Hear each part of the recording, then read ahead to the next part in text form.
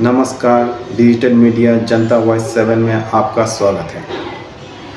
हमारे संविधान में अधिकार दिया है सुप्रीम कोर्ट को गैर संवैधानिक बिल को पार्लियामेंट के अंदर पास होता है तो सुप्रीम कोर्ट उसकी समीक्षा कर सकते हैं, ऐसा कहना है आम आदमी पार्टी संजय सिंह। ये हमारे संविधान ने अधिकार दिया है सुप्रीम कोर्ट को कि अगर गैर संवैधानिक बिल कोई पार्लियामेंट के अंदर पास होता है तो उसकी समीक्षा सुप्रीम कोर्ट कर सकता है और उसके खिलाफ कई बार फैसले दिए, कोई पहली बार तो है नहीं। मोदी जी को ये बात नहीं समझ में आ रही है और उन्होंने अपने द्वारा पोषित जो ट्विटर हैंडल है बीजेपी के द्वारा पोषित, वो क्या लिख रहे हैं सुप्रीम कोर्ट के बारे में? सरिया court of India.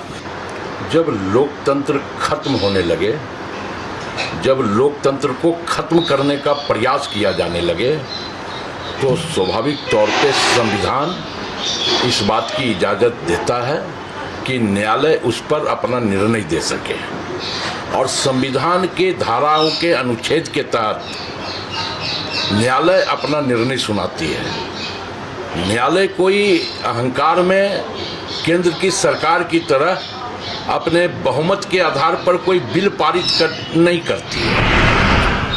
My worries were at a very highest level.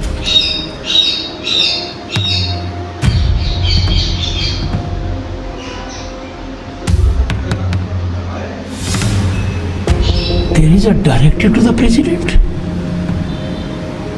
A recent judgment.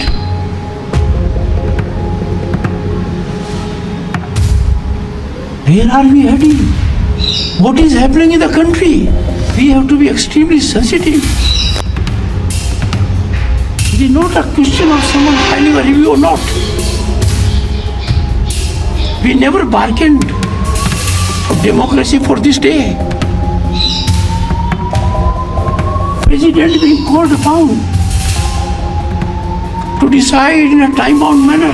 Court की तस्वीरें बिगाड़कर उनके ट्विटर हैंडल, समर्थक ट्विटर हैंडल प्रचारित कर रहे हैं। ये आप देखिए, ये सुप्रीम कोर्ट की दशा कर रखी है इन्होंने। तो अगर आप इस बात को नहीं समझ रहे, और मैं तो कहना चाहता हूँ इस देश के हिंदू हों, सिख हों, ईसाई हों, जैन हों, बौद्ध हों, सबका नंबर आएगा भाई। ये जमीनों को कब्जा करके अपने दोस्तों को देना चाहते हैं, कह रहे हैं वक्फ की जमीनों में भ्रष्टाचार है। अरे भैया, तुमने तो भ्रष्टाचार के खिलाफ कार्रवाई करने के जो कानून थे वो तो कमजोर कर दिए वक्फ में। पहले 3 साल की सजा थी, गैर जमानती थी धारा, अब उसको जमानती कर दिया, सजा को घटा के 2 साल की कर दिया। इसका मतलब अगर मोदी जी के दोस्त जमीनों को अवैध कब्जा करेंगे तो अब उन पर कार्रवाई नहीं होगी। देखिए, देश के संविधान ने जो राष्ट्रपति हैं, राज्यपाल हैं, केंद्र और राज्य सरकारों के संबंधों को लेकर, उनके अधिकार क्षेत्रों को लेकर व्याख्या की गई। समाजवादी पार्टी समझती है कि किसी राज्य को काम करने के लिए, कामकाज राज्य को चलाए रखने के लिए कुछ बिल होते हैं जो राज्यपाल के पास भेजे जाते हैं, लेकिन अगर वो उन बिलों को बहुत समय तक लटकाया रहा जाएगा तो उससे उस राज्य का अहित होता है। इसलिए समाजवादी पार्टी समझती कि जो देश की सबसे बड़ी अदालत का फैसला है समय सीमा बांधने को, उसको लेके किसी को कोई ऐतराज़ नहीं होना चाहिए।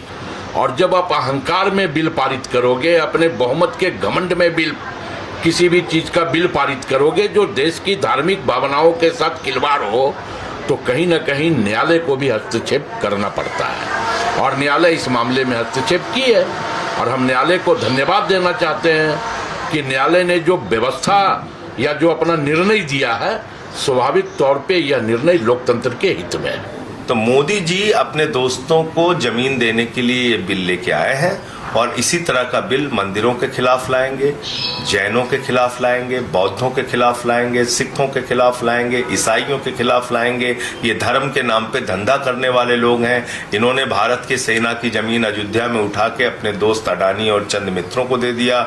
इन्होंने काशी में मंदिर 300 तुड़वा के अपने व्यापारी दोस्तों को वहाँ की जमीन दे दी। ये धर्म के नाम पे धंधा करने वाले लोग हैं, इनसे देश को सावधान हो जाना चाहिए। और जो समझदार लोग हैं, इसी के कारण पार्लियामेंट में 232 में सिर्फ 24 मुसलमानों ने इस वक्फ बिल के खिलाफ वोट दिया है। बाकी सब तो हिंदू थे, सिख थे, ईसाई थे। 98 वोट राज्यसभा में इस बिल के खिलाफ पड़े, जिसमें तो वो 4 मुसलमान थे, बाकी सब हिंदू थे, सिख थे, ईसाई थे। जो लोग लड़ रहे हैं इस मामले को सुप्रीम कोर्ट में वो ज़्यादातर हिंदू हैं। तो इसलिए मुझे लगता है कि इस बात को मोदी जी को समझ लेना चाहिए कि फसाद फैलाने वाले हिंदू तत्व चंद संख्या में वो आपके साथ हैं, सौहार्द फैलाने वाले करोड़ों की संख्या में हिंदू इस देश में धर्मनिरपेक्षता, अमन और चैन चाहते हैं।